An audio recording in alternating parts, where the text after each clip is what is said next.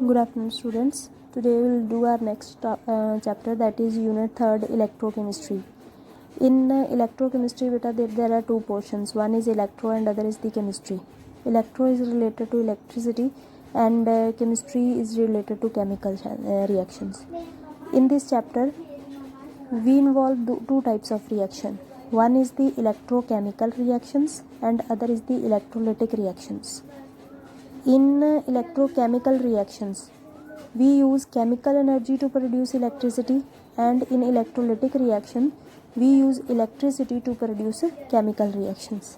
As now, the definition of electrochemistry is the branch of science which deals with the production of electricity from energy released during spontaneous chemical reactions. Spontaneous means कि जो feasible है, अपने आप chemical reactions ਹੁੰਦੀਆਂ ਉਹਨਾਂ ਤੋਂ ਅਸੀਂ ਕੀ ਕਰਨਾ ਹੈਗਾ, ਇਲੈਕਟ੍ਰੀਸਿਟੀ ਪ੍ਰੋਡਿਊਸ ਕਰਨੀ ਹੈ।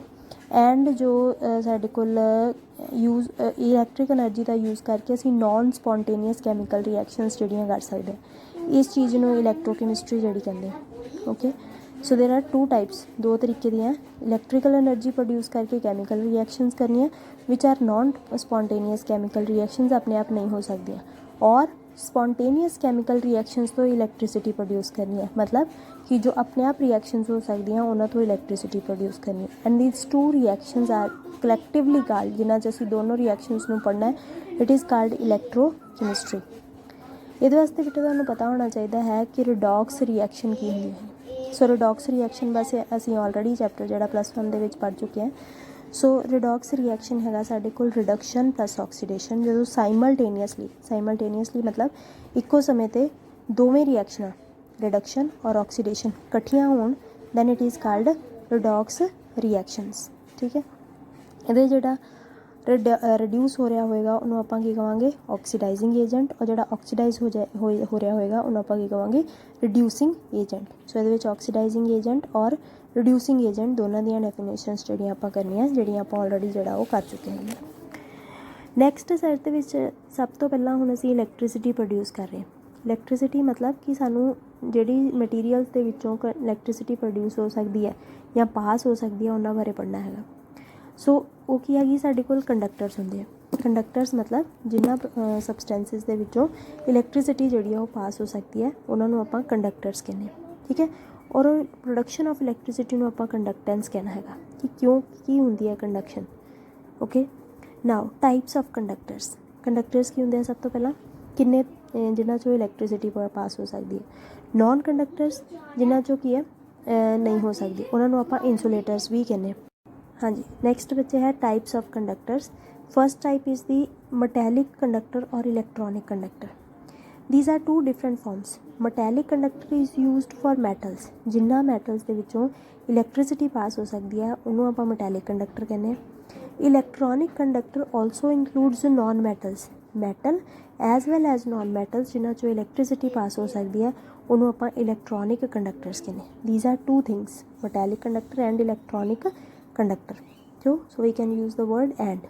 Metallic means ਜੋ ਮੈਟਲ ਹੁੰਦੇ, ਆਇਨ ਇਲੈਕਟ੍ਰੋਨਿਕ ਮਤਲਬ it also includes non metals. ਇਹਦੇ ਸਾਡੇ ਕੋਲ ਨੋਨ ਮੈਟਲਸ ਵੀ ਆ ਸਕਦੇ ਹੈਗੇ। ਨੈਕਸਟ ਇਜ਼ ਦੀ ਇਲੈਕਟ੍ਰੋਲਾਈਟਸ ਔਰ electrolytic conductors. So we can also differentiate these are solid conductors and these are liquid conductors. ਇਹਦੇ ਵਿੱਚ ਇਲੈਕਟ੍ਰੋਲਾਈਟ ਔਰ ਇਲੈਕਟ੍ਰੋਲਾਈਟਿਕ ਕੰਡਕਟਰਸ ਹੈ। ਇਲੈਕਟ੍ਰੋਲਾਈਟਸ ਹਮੇਸ਼ਾ ਜਿਹੜੇ ਹੁੰਦੇ ਇਹ ਸੋਲਿਊਸ਼ਨ ਐਕੁਅਸ ਫਾਰਮ ਦੇ ਵਿੱਚ ਹੁੰਦੇ, ਜਿਹੜੇ ਕੀ ਆ ਇਲੈਕਟ੍ਰੀਸਿਟੀ ਪਾਸ ਕਰਕੇ ਸਾਡੇ ਕੋਲ ਕੈਮੀਕਲ ਰਿਐਕਸ਼ਨ ਜਿਹੜੀ ਕਰ ਦਿੰਦੇ ਹੈਗੇ। ਦੀਜ਼ ਆਰ ਇਲੈਕਟ੍ਰੋਲਿਟਿਕ ਇਲੈਕਟ੍ਰੋ ਮਤਲਬ ਲਾਈਟ, ਲਿਟਿਕ ਮਤਲਬ ਕਿਸੇ ਕੈਮੀਕਲ ਨੂੰ ਤੋੜਨਾ ਅਸੀਂ ਇਲੈਕਟ੍ਰੀਸਿਟੀ ਪਾਸ ਕਰਕੇ, ਮਤਲਬ ਇਲੈਕਟ੍ਰੀਸਿਟੀ ਨਾਲ ਕੈਮੀਕਲ ਰਿਐਕਸ਼ਨਸ ਕਰਾਉਣੀਆਂ, ਉਹਨੂੰ ਆਪਾਂ ਇਲੈਕਟ੍ਰੋਲਿਟਿਕ ਕੰਡਕਸ਼ਨ ਜਿਹੜੀ ਉਹ ਕਹਿੰਦੇ ਹੈਗੇ। ਠੀਕ ਹੈ, ਸੋ ਇਹਦੇ ਵਿੱਚ ਸਾਡੇ ਕੋਲ ਜਿਹੜੇ ਹੈਗੇ ਕਿ ਇਹ ਡਿਫਰੈਂਸ ਕਰਨਾ ਬਹੁਤ ਜ਼ਰੂਰੀ ਹੈ। ਠੀਕ ਹੈ, ਹਾਂਜੀ। ਹੁਣ ਜਿਹੜੀ ਚੀਜ਼ ਆਇਨਸ ਦੇ ਵਿੱਚ ਟੁੱਟ ਜਾਂਦੀ ਆ ਉਹਨੂੰ ਇਲੈਕਟ੍ਰੋਲਾਈਟ ਕਹਿੰਦੇ ਆ, ਜਿਹੜੀ ਚੀਜ਼ ਆਇਨ ਦੇ ਵਿੱਚ ਨਹੀਂ ਟੁੱਟ ਸਕਦੀ ਉਹਨੂੰ ਨੋਨ ਇਲੈਕਟ੍ਰੋਲਾਈਟ ਕਹਿੰਦੇ ਹੈਗੇ। ਔਰ ਸਿਰਫ ਇਲੈਕਟ੍ਰੋਲਾਈਟਸ ਹੀ ਜਿਹੜੀ ਇਲੈਕਟ੍ਰੀਸਿਟੀ ਕੰਡਕਟ ਕਰ ਸਕਦੇ, ਨੋਨ ਇਲੈਕਟ੍ਰੋਲਾਈਟਸ ਇਲੈਕਟ੍ਰੀਸਿਟੀ ਕੰਡਕਟ ਨਹੀਂ ਕਰ ਸਕਦੇ ਹੈਗੇ। ਕਿਉਂਕਿ ਉਹਨਾਂ ਦੇ ਆਇਨਸ ਜਿਹੜੇ ਉਹ ਟੁੱਟਦੇ ਨਹੀਂ ਹੈਗੇ। Now next is the classification of electrolytes. Electrolyte ਜਿਹੜੇ ਹੁੰਦੇ ਉਹ ਕਿੰਨੇ ਤਰ੍ਹਾਂ ਦੇ ਹੁੰਦੇ। There are two types of electrolytes, one is the strong electrolyte and other is the weak electrolyte. Strong electrolyte, as you all know that which completely dissociate into its ions. Positive and negative ions completely dissociate ho जान are called strong electrolytes. And second is the weak electrolyte which do not completely dissociate into its ions. ਜਿਹੜੇ ਆਪਣੇ ions ਦੇ ਵਿੱਚ completely dissociate नहीं ਹੁੰਦੇ ਹੈਗੇ ਉਹਨੂੰ ਆਪਾਂ weak electrolyte ਕਹਿੰਦੇ ਹੈਗੇ। completely ਨਹੀਂ ਮਤਲਬ ਕੁਛ ਹੱਦ ਤੱਕ dissociate ਹੋ ਜਾਂਦੇ ਆ, ਕੁਛ ਜਿਹੜੇ ਹੈਗੇ ਨਹੀਂ ਹੁੰਦੇ ਹੈਗੇ। ਸੋ ਇਹਨੂੰ ਆਪਾਂ ਕੀ ਕਹਿ ਦਿੰਦੇ, ਇਸ ਤੋਂ ਬਾਅਦ ਸਾਡੇ ਕੋਲ ਇੱਕ ਆਉਂਦੀ ਹੈ ਚੀਜ਼ ਡਿਗਰੀ ਆਫ ਡਿਸੋਸੀਏਸ਼ਨ। ਡਿਗਰੀ ਆਫ ਡਿਸੋਸੀਏਸ਼ਨ ਮਤਲਬ ਕਿ ਕੋਈ ਇਲੈਕਟ੍ਰੋਲਾਈਟ ਵੀਕ ਇਲੈਕਟ੍ਰੋਲਾਈਟ ਹੈ ਉਹ ਕਿੰਨਾ ਡਿਸੋਸੀਏਟ ਹੋ ਗਿਆ ਸੋਲਿਊਸ਼ਨ ਦੇ ਵਿੱਚ ਆ ਕੇ, this is called degree of dissociation and it is indicated by alpha. Strong electrolytes ਵਾਸਤੇ ਪੂਰੀ ਤਰ੍ਹਾਂ ਡਿਸੋਸੀਏਟ ਹੋ ਜਾਂਦੇ ਆ ਅਤੇ 1 ਹੁੰਦੀ ਹੈ ਇਹਦੀ ਵੈਲਿਊ। ਅਗਰ ਇੱਕ ਦੀ ਵੈਲਿਊ ਘੱਟ 1 ਤੋਂ ਘੱਟ ਆਏ ਇਟ ਮੀਨਸ ਉਹ ਹੈਗਾ ਸਾਡੇ ਕੋਲ ਵੀਕ ਇਲੈਕਟ੍ਰੋਲਾਈਟ ਹੈਗਾ, means it is not completely dissociated. Now which factors indicate the dissociation?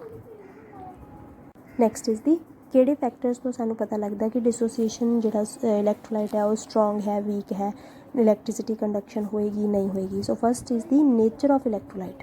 Nature of electrolyte ਮਤਲਬ ਕਿ ਸਾਡੇ ਕੋਲ ਇਲੈਕਟ੍ਰੋਲਾਈਟ ਸਟਰੋਂਗ ਹੈ ਕਿ ਵੀਕ ਹੈ। ਅਗਰ ਤੇ ਸਟਰੋਂਗ ਇਲੈਕਟ੍ਰੋਲਾਈਟ ਹੈ तो ज़्यादा इलेक्ट्रॉन्स टूटेंगे, इलेक्ट्रिसिटी ज़्यादा कंडक्ट होएगी।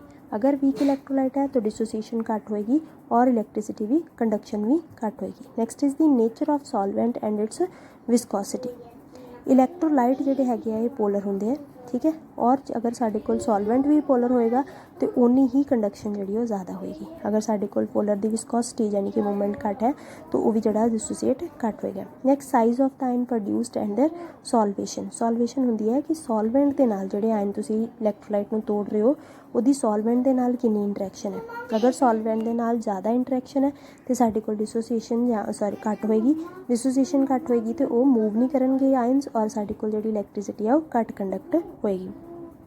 ਨਾਓ next factor is size of ions produced and ਇਹ ਹੋ ਗਿਆ ਬੇਟਾ ਦ ਕੰਸਨਟ੍ਰੇਸ਼ਨ ਆਫ ਇਲੈਕਟ੍ਰੋਲਾਈਟਿਕ ਸੋਲਿਊਸ਼ਨਸ, ਠੀਕ ਹੈ। ਅੱਛਾ, ਦੋ ਤਰੀਕੇ ਦੇ ਸੋਲਿਊਸ਼ਨ ਹੁੰਦੇ ਆ ਸਾਡੇ ਕੋਲ ਕੰਸਨਟ੍ਰੇਸ਼ਨ ਦੇ ਹਿਸਾਬ ਨਾਲ। one is the concentrated solutions and other is the dilute solution। dilute solutions ਦੇ ਵਿੱਚ ਹਮੇਸ਼ਾ ਕੰਡਕਟੈਂਸ ਜ਼ਿਆਦਾ ਹੁੰਦੀ, ਕੰਸਨਟ੍ਰੇਟਡ ਸੋਲਿਊਸ਼ਨ ਦੇ ਵਿੱਚ ਸਾਡੇ ਕੋਲ ਜਿਹੜੀ ਕੰਡਕਟੈਂਸ ਹੁੰਦੀ ਹੈ ਉਹ ਘੱਟ ਹੁੰਦੀ। ਕਿਉਂ? ਕਿਉਂਕਿ ਕੰਸਨਟ੍ਰੇਟਡ ਸੋਲਿਊਸ਼ਨ ਦੇ ਵਿੱਚ ਅਗਰ ਇਲੈਕਟ੍ਰੋਲਾਈਟ ਸਟਰੋਂਗ ਹੈ ਤੇ ਉਹ ਸਾਰੇ ਆਇਨਸ ਵਿੱਚ ਕਨਵਰਟ ਹੋ ਜਾਏਗਾ, ਸਾਰੇ ਆਇਨ ਦੇ ਵਿੱਚ ਕਨਵਰਟ ਹੋ ਜਾਏਗਾ। ਤੇ ਕੰਸਨਟ੍ਰੇਟਡ ਸੋਲਿਊਸ਼ਨ ਹੈ, ਆਇਨਸ ਆਪਸ ਦੇ ਵਿੱਚ ਜਿਹੜੇ ਜ਼ਿਆਦਾ ਇੰਟਰੈਕਸ਼ਨ 'ਚ ਰਹਿਣਗੇ, ਫਰੀਲੀ ਮੂਵ ਨਹੀਂ ਕਰ ਸਕਦੇ, ਸੋ ਮੂਵਮੈਂਟ ਨਹੀਂ ਹੋਏਗੀ ਤੇ ਕੰਡਕਟੈਂਸ ਜਿਹੜੀ ਆ ਉਹ ਨਹੀਂ ਹੋਏਗੀ। ਸੈਕੰਡਲੀ ਜਿਹੜੇ ਸਾਡੇ ਕੋਲ ਡਾਇਲਿਊਟ ਸੋਲਿਊਸ਼ਨ ਹੈ, ਡਾਇਲਿਊਟ ਮਤਲਬ ਕਿ ਜਿਨ੍ਹਾਂ 'ਚ ਸੋਲਵੈਂਟ ਜ਼ਿਆਦਾ ਹੈ ਜਾਂ ਔਰ ਵੀਕ ਇਲੈਕਟ੍ਰੋਲਾਈਟ ਦੇ, ਵੀਕ ਇਲੈਕਟ੍ਰੋਲਾਈਟ ਦੇ ਵਿੱਚ ਸਾਡੇ ਕੋਲ ਵੈਸੇ ਹੀ ਕੰਡਕਸ਼ਨ ਜਿਹੜੀ ਹੁੰਦੀ ਹੈ ਉਹ ਘੱਟ ਹੁੰਦੀ ਕਿਉਂਕਿ ਉਹ ਡਿਸੋਸੀਏਟ ਨਹੀਂ ਹੁੰਦੇ। ਬਟ ਜਿੰਨੇ ਵੀ ਡਿਸੋਸੀਏਟ ਹੋਏ ਹੈ ਅਗਰ ਡਾਇਲਿਊਸ਼ਨ ਹੈ, ਡਾਇਲਿਊਸ਼ਨ ਮਤਲਬ ਕਿ ਬਹੁਤ ਜ਼ਿਆਦਾ ਸੋਲਵੈਂਟ ਹੈ ਤੇ ਜਿਹੜੇ ਆਇਨਸ ਹੈ ਉਹ ਦੂਰ ਦੂਰ ਹੋ ਜਾਣਗੇ।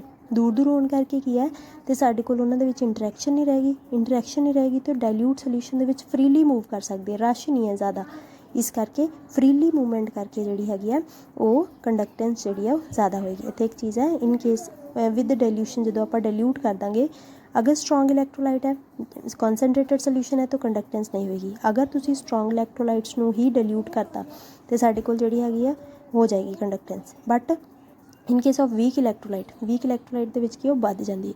ਇਨ case of strong electrolyte inter ionic interactions decreases with dilution and conductance increases. ਅਗਰ ਸਟਰੋਂਗ ਇਲੈਕਟ੍ਰੋਲਾਈਟ ਕੰਸਨਟ੍ਰੇਟਡ ਹੈ ਤੇ ਬਿਲਕੁਲ ਵੀ ਕੰਡਕਟੈਂਸ ਜਿਹੜੀ ਉਹ ਬਹੁਤ ਹੀ ਘੱਟ ਹੋਏਗੀ।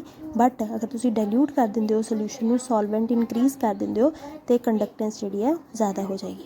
ਨੈਕਸਟ ਟੈਂਪਰੇਚਰ, ਟੈਂਪਰੇਚਰ ਦੇ ਇਨਕਰੀਜ਼ ਹੋਣ ਨਾਲ ਹਮੇਸ਼ਾ ਕੰਡਕਟੈਂਸ ਜਿਹੜੀ ਉਹ ਇਨਕਰੀਜ਼ ਹੁੰਦੀ ਹੈਗੀ। ਕਿਉਂ? ਕਿਉਂਕਿ ਆਇਨਸ ਦੀ ਮੂਵਮੈਂਟ ਜਿਹੜੀ ਹੈਗੀ ਉਹ ਤੇਜ਼ ਹੋ ਜਾਂਦੀ ਔਰ ਇੰਟਰੈਕਸ਼ਨ ਬਿਟਵੀਨ ਦਾ ਆਇਨਸ ਜਿਹੜੀ ਉਹ ਡਿਕਰੀਜ਼ ਹੋ ਜਾਂਦੀ ਹੈ। ਆਇਨਸ ਜਿਹੜੇ ਜ਼ਿਆਦਾ ਫਰੀਲੀ ਮੂਵ ਕਰ ਸਕਦੇ ਜਿਹਦੇ ਕਰਕੇ ਕੰਡਕਟੈਂਸ ਜਿਹੜੀ ਆ ਉਹ ਜ਼ਿਆਦਾ ਹੋ ਜਾਂਦੀ। So these factors are very important to learn, ਠੀਕ ਹੈ। ਓਕੇ, ਨੈਕਸਟ ਇਜ਼ ਦੀ ਅਸੀਂ ਇਲੈਕਟ੍ਰੋਲਾਈਟਿਕ ਕੰਡਕਸ਼ਨ ਦੇ ਵਿੱਚ ਕੁਛ ਡੈਫੀਨੇਸ਼ਨਸ ਪੜ੍ਹਨੀਆਂ ਹੈਗੀਆਂ। ਸਭ ਤੋਂ ਪਹਿਲਾਂ ਓਹਮਸ ਲਾ, ਇਹ ਉਹ ਚੀਜ਼ਾਂ ਹੁਣ ਅਸੀਂ ਡੈਫੀਨੇਸ਼ਨ ਪੜ੍ਹਨ ਲੱਗੇ ਹਾਂ ਜੋ ਤੁਸੀਂ ਆਲਰੇਡੀ ਫਿਜ਼ਿਕਸ 'ਚ ਪੜ੍ਹ ਚੁੱਕੇ ਹੋ।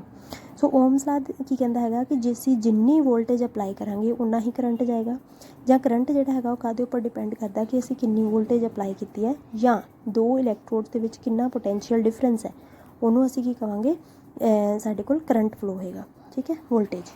ਸੋ ਅਕੋਰਡਿੰਗ ਟੂ ਓਹਮਸ ਲਾ ਆਪਾਂ ਪਤਾ ਹੈਗਾ I is equals to V/R, ਯਾਨੀ ਕਿ current is inversely proportional to resistance, ਠੀਕ ਹੈ।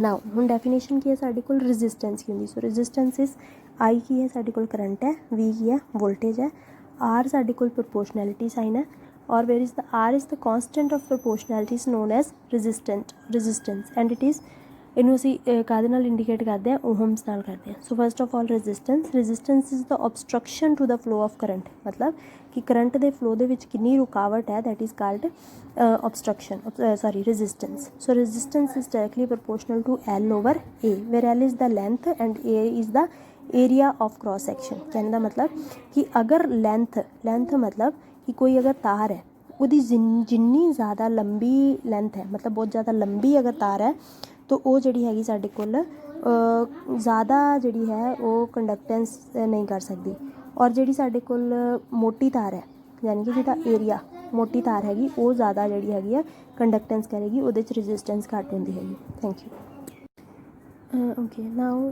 ਦੇਖੋ ਇਹਦੇ ਵਿੱਚ ਦੇਖੋ ਜਿੰਨੀ ਲੰਬੀ ਵਾਇਰ ਹੋਏਗੀ ਉਨੀ ਜ਼ਿਆਦਾ ਰੈਜ਼ਿਸਟੈਂਸ ਹੋਏਗੀ, ਔਰ ਜਿੰਨੀ ਜ਼ਿਆਦਾ ਮੋਟੀ ਤਾਰ ਹੋਏਗੀ ਉਨੀ ਜਿਹੜੀ ਹੈਗੀ ਘੱਟ ਰੈਜ਼ਿਸਟੈਂਸ ਹੋਏਗੀ। ਸੋ ਮੋਟੀ ਐਂਡ ਛੋਟੀ, ਜ਼ਿਆਦਾ ਮੋਟੀ ਔਰ ਛੋਟੀ ਤਾਰ ਦੀ ਰੈਜ਼ਿਸਟੈਂਸ ਹਮੇਸ਼ਾ ਜਿਹੜੀ ਹੁੰਦੀ ਹੈ ਉਹ ਘੱਟ ਹੁੰਦੀ ਹੈ। ਲੰਬੀ ਪਤਲੀ ਤਾਰ ਦੀ ਜਿਹੜੀ ਰੈਜ਼ਿਸਟੈਂਸ ਹੈ ਉਹ ਜ਼ਿਆਦਾ ਹੁੰਦੀ ਹੈ, ਉਹਦੇ ਵਿੱਚ ਕਰੰਟ ਜਿਹੜਾ ਘੱਟ ਫਲੋ ਕਰੇਗਾ। ਨਾਓ ਇਹਨੂੰ ਅਸੀਂ ਅਗਰ ਪ੍ਰੋਪੋਰਸ਼ਨੈਲਿਟੀ ਸਾਈਨ ਰਿਮੂਵ ਕਰ ਦਈਏ ਤਾਂ ਦ ਪ੍ਰੋਪੋਰਸ਼ਨੈਲਿਟੀ ਸਾਈਨ ਵਿਲ ਬੀ ਰੋ, that is resistivity. So this resistivity ਹੈਗੀ ਸਾਡੇ ਕੋਲ, ਰੈਜ਼ਿਸਟਿਵਿਟੀ ਨੂੰ ਅਗਰ ਅਸੀਂ ਇਸ ਸਾਈਡ ਲੈਵਾਂਗੇ ਤਾਂ ਸਾਡੇ ਕੋਲ ਕੀ ਆ ਜਾਏਗਾ, ਸਾਡੇ ਕੋਲ ਇੱਧਰ ਆ ਜਾਏਗਾ ਆਰ। ਸੋ ਰੈਜ਼ਿਸਟਿਵਿਟੀ क्या हो जाएगा, इट इज़ ये आ जाएगा, इस साइड आ जाएगा, ये आ जाएगा R A over L. So this is the resistivity. Okay units are very important. Resistance के साढ़े कोल यूनिट की सीगे, ओहम यूनिट सीगे रजिस्टेंस के, ठीक है। नाउ रजिस्टिविटी और specific resistance, this constant of proportionality is called resistivity rho या it is specific resistance. So its unit is the ਇਹਦੇ ਕੀ ਆ ਜਾਏਗੀ, ओहम आ गया ऊपर, ਸਾਡੇ ਕੋਲ ਨਾਲ ਕੀ ਆ ਏਰੀਆ ਆਫ ਕ੍ਰੋਸ ਸੈਕਸ਼ਨ ਦਾ ਕੀ ਆ ਜਾਏਗਾ, ਸਾਡੇ ਕੋਲ ਮੀਟਰ ਸਕੁਆਇਰ ਆ ਜਾਏਗਾ ਓਵਰ ਲੈਂਥ ਐਲ ਜਿਹੜੀ ਉਹ ਆ ਜਾਏਗੀ। ਨੈਕਸਟ ਆ ਗਿਆ ਸਾਡੇ ਕੋਲ, ਅੱਛਾ ਇਫ ਇਹਦੀ ਡੈਫੀਨੇਸ਼ਨ ਦੇਖੋ ਬੇਟਾ, ਇਟ ਇਜ਼ ਵੈਰੀ ਇੰਪੋਰਟੈਂਟ। ਕਦੀ ਵਾਰੀ ਇਹ ਇੱਕ ਨੰਬਰ 'ਚ ਡੈਫੀਨੇਸ਼ਨ ਜਿਹੜੀ ਉਹ ਪੁੱਛ ਲੈਂਦੇ ਆ। It is defined as the resistance of a conductor of 1 centimetre length. ਕਿੰਨੀ ਲੈਂਥ ਹੈ, 1 centimetre length and having area of cross section then R becomes एक। अगर साढ़े को लेंथ भी 1 हो जाए, 1 सेंटीमीटर हो जाए, और एरिया ऑफ क्रॉस सैक्शन भी साढ़े को 1 सेंटीमीटर स्क्वायर हो जाए, then resistivity becomes equal to resistance के इक्वल हो जाएगी। सो यूनिट ਜਿਹੜੇ ਤੁਸੀਂ ਚੇਂਜ ਕਰ ਸਕਦੇ ਹੋਗੇ ਸਾਡੇ ਕੋਲ। ਨੈਕਸਟ ਆ ਗਿਆ ਕੰਡਕਟੈਂਸ। ਕੀ ਹੁੰਦਾ, ਰजिस्टेंस ਦਾ ਇਨਵਰਸ ਹੁੰਦਾ ਕੰਡਕਟੈਂਸ। ਜਿੰਨੀ ਜ਼ਿਆਦਾ ਰजिस्टेंस ਹੋਏਗੀ ਉਨਾ ਘੱਟ ਕੰਡਕਟੈਂਸ ਹੋਏਗਾ, ਔਰ ਜਿੰਨੀ ਘੱਟ ਕੰਡਕਟੈਂਸ ਹੋਏਗੀ ਉਨੀ ਜ਼ਿਆਦਾ ਰजिस्टेंस ਹੋਏਗੀ, ठीक है। Next conductivity. Conductivity is the inverse of resistivity. Resistivity का उल्टा की है साढ़े कोल कंडक्टिविटी। ओके कंडक्टिविटी की is inverse of resistivity. Okay next जो बहुत इंपॉर्टेंट चीज़ है that is molar conductance. So molar conductance की है, ये साढ़े कोल लिक्विड की फॉर्म आ जाएगी। अगर साढ़े कोल 1 मोलर सोल्यूशन है, 1 मोलर सोल्यूशन मतलब कि असी कोई सोल्यूशन बनाया जिहदे इलैक्ट्रोलाइट कितना है साढ़े कोल 1 मोल है। इलैक्ट्रोलाइट कितना 1 मोल है, मतलब कि जो असी सोल्यूशन बनाया उसकी concentration is 1 molar. It is 1 molar. 1 molar concentration अगर है तो साढ़े कोल की हो जाएगी, ਉਹਦੀ किन्नी कंडक्टेंस है। अगर सोल्यूशन 1 मोलर है तो उसकी जिन्नी कंडक्टेंस आएगी वो की होगी, मोलर कंडक्टेंस होगी, ठीक है। सो इट इज़ द के ओवर सी। के इज़ कंडक्टिविटी और किन्नी कंडक्टेंस है, कंडक्टेंस में आप कंडक्टिविटी 1 बोथ आर सेम, ठीक है। ओवर सी, सी की हैगी साढ़े कोल कंसनट्रेशन, यानी कि तुसी किन्नी मोलर कंसनट्रेशन का सोल्यूशन जोड़ा है वो बनाया है। अगर ये 1 होएगी बोथ बिकम्स इक्वल, ये इक्वल हो जाएगी, conductance become equals to molar conductance, ठीक है। ओके मोलर कंडक्टेंस भी वर्ड यूज़ हो सकता है, molar conductivity both are same. Okay अच्छा अगर साढ़े कोल बेटा की है पर लीटर कर दिए असी, मोल्स पर लीटर कर दिए, मोल पर लीटर मतलब 1 लीटर के सोल्यूशन के असी 1 मोल इलैक्ट्रोलाइट पाया, then it becomes the molarity. Okay हो जाएगी molarity. So it is molar conductance. Molarity की डेफिनेशन पता है, सो इत्थे एम की जगह सी की जगह तो आप एम भी लिख सकते हैं। So it is optional. Next एक होंगी है साढ़े कोल equivalent conductivity. Equivalent conductivity is also same. अगर इत्थे आप नॉर्मैलिटी लै रही है, नॉर्मैलिटी के आप की लेना है ग्राम इक्विवेलेंट वेट लेने, so it is equals to normality, ठीक है। सो असी इत्थे ये सारा जिहड़ा है वो करना है।